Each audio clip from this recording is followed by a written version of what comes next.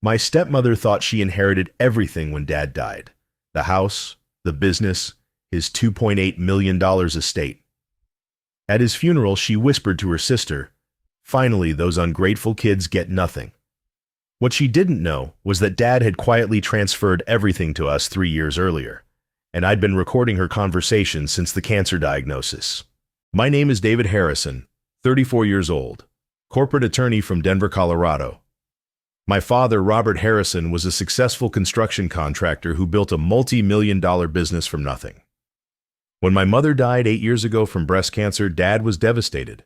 We all were. For 3 years, Dad grieved alone. Then he met Margaret Collins at a charity fundraiser. She was 43, recently divorced, and everything my mother wasn't. Flashy, demanding, and obsessed with appearances. Within 6 months, they were married. The change in Dad was immediate and troubling. Margaret systematically began isolating him from his children. Family dinners became less frequent. Business discussions that once included us were suddenly too complicated for Dad to explain.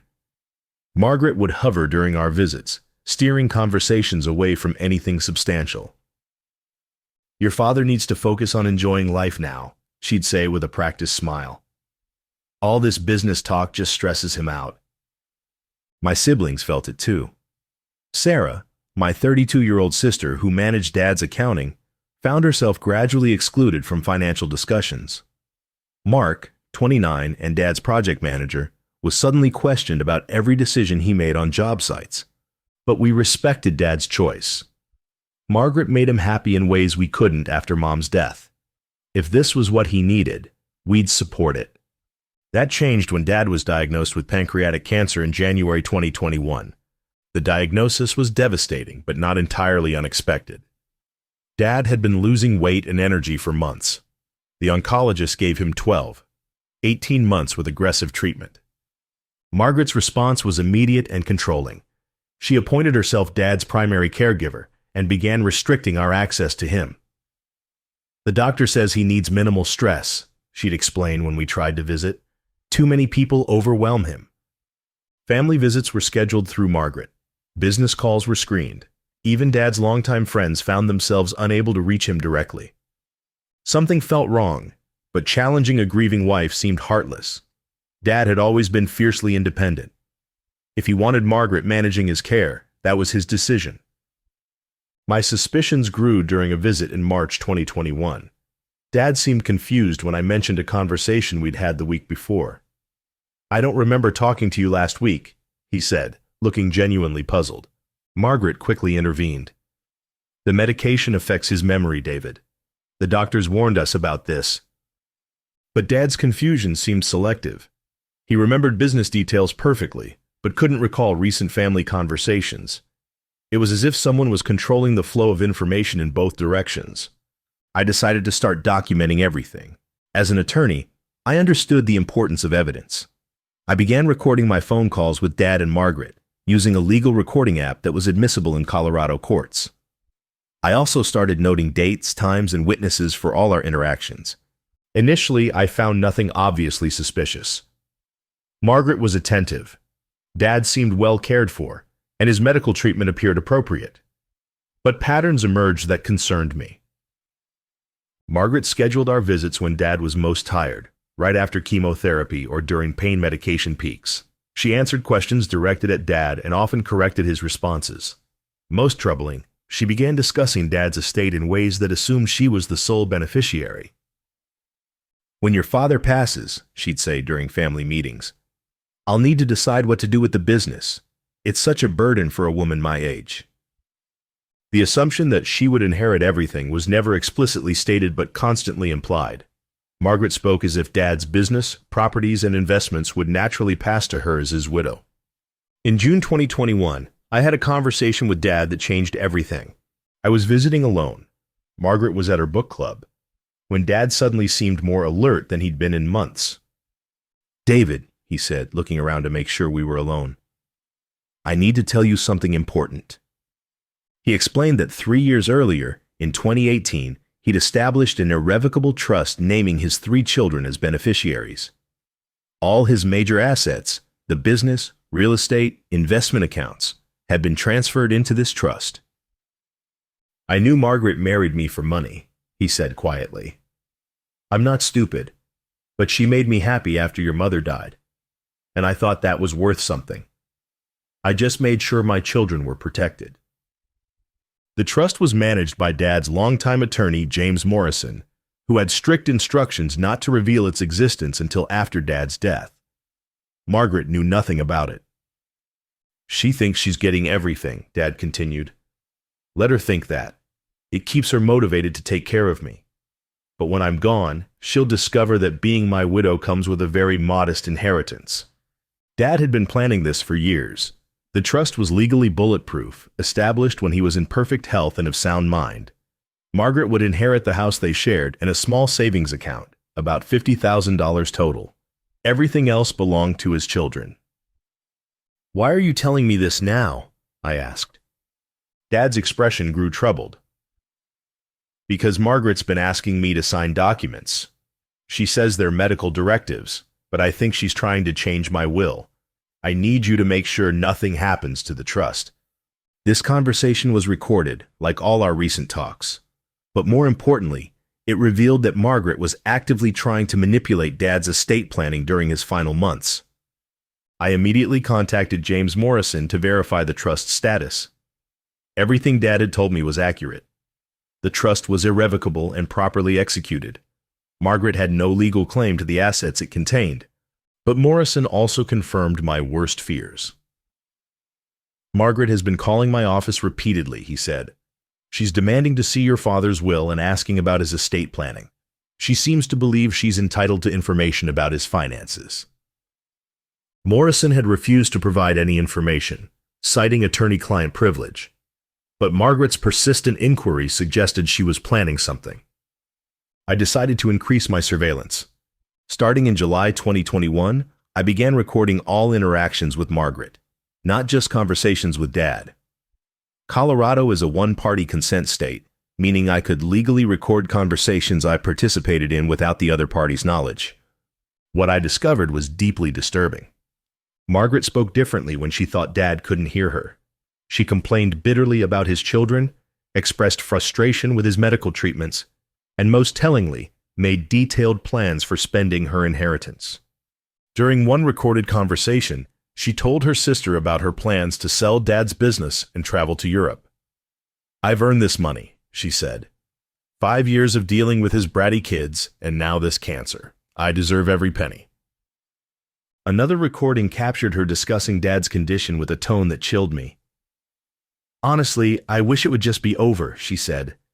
"This is taking forever, and I'm exhausted. The sooner he goes, the sooner I can start my real life."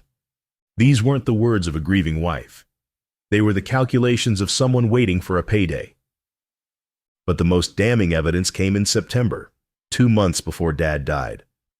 Margaret thought Dad was sleeping when she had a phone conversation with someone she called Jerry. I was visiting and had stepped outside to take a business call when I heard her voice through the window. "He's getting suspicious," she was saying. "Keeps asking about the documents I want him to sign. Maybe we should wait until he's more medicated." She paused, listening to the response. "I know it's risky, but we're talking about almost $3 million. Worth the risk if we can get him to change the will." Another pause. "His kids don't suspect anything. They think I'm just a grieving wife. By the time they figure out what happened, it'll be too late." I recorded this entire conversation. Margaret was actively conspiring with someone to manipulate Dad's will while he was dying of cancer. That night, I called an emergency meeting with Sarah and Mark. I played them selected recordings, enough to prove Margaret's true intentions without violating Dad's privacy about the trust. My siblings were horrified but not entirely surprised. They'd noticed Margaret's behavior becoming more possessive and controlling as Dad's condition worsened. "What do we do?" Sarah asked. As an attorney, I knew our options were limited. We couldn't prove Margaret had done anything illegal yet. Just planning to manipulate a dying man wasn't technically a crime. But we could prepare for whatever she might try. I contacted James Morrison and arranged for additional protections around Dad's estate. We also hired a private investigator to research Margaret's background and identify Jerry. What we found was enlightening. Margaret had been married twice before, both times to significantly older men with substantial assets. Her first husband died of a heart attack 2 years after their marriage, leaving her his house. Her second husband divorced her when he discovered she'd been forging his signature on financial documents.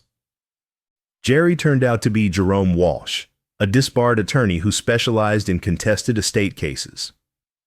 He'd been sanctioned multiple times for ethical violations related to will challenges and inheritance fraud. We now had a clear picture of Margaret's plan. She was working with Walsh to challenge Dad's existing estate plan and substitute a new will that left everything to her. The cancer diagnosis had accelerated their timeline. Dad died on November 15, 2021, surrounded by family. Margaret played the grieving widow perfectly, sobbing dramatically and accepting condolences with practiced grace. At the funeral, our entire family was present. Dad's siblings, cousins, business associates, and longtime friends. Margaret held court like a widow in a Victorian novel, dressed in expensive black clothing and discussing Dad's wishes for his funeral. That's when I heard the conversation that would ultimately destroy her. Margaret was speaking quietly with her sister Linda near the back of the funeral home. I was adjusting the audio system for Dad's memorial video when I overheard her whispered words. "Finally, those ungrateful kids get nothing," she said with barely concealed satisfaction. "Robert may have loved them, but I made sure they won't see a penny of his money." Linda's response was equally revealing. "Are you sure the new will is valid? What if they challenge it?" Margaret's smile was cold. "Jerry handled everything perfectly. We have witnesses, proper signatures, the whole thing. By the time David and his siblings figure out what happened, the money will be long gone. I recorded this entire exchange."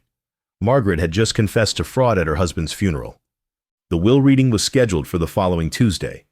James Morrison had arranged to meet with the family at his law office to review Dad's estate. Margaret arrived dressed like she was attending a board meeting. Expensive suit, professional demeanor, clearly expecting to take control of Dad's assets. Sarah, Mark, and I sat quietly as Morrison began the formal reading. Margaret produced her own attorney, Jerome Walsh, who immediately demanded to see all estate documents. "Mrs. Harrison has reason to believe there may be irregularities in the deceased's estate planning," Walsh announced. "We're prepared to challenge any documents that don't reflect Mr. Harrison's true final wishes." Morrison smiled politely and opened his file. "Let's begin with the will first, then move to other relevant documents." He read Dad's will aloud. It was short and straightforward. "I leave all my personal effects and any assets not otherwise disposed of to my beloved wife, Margaret Harrison." Margaret smiled triumphantly. Walsh nodded with satisfaction. They clearly believed this simple will gave Margaret control of Dad's entire estate. Then Morrison continued. "However, I must note that this will applies only to assets actually owned by Robert Harrison at the time of his death." He pulled out a thick folder.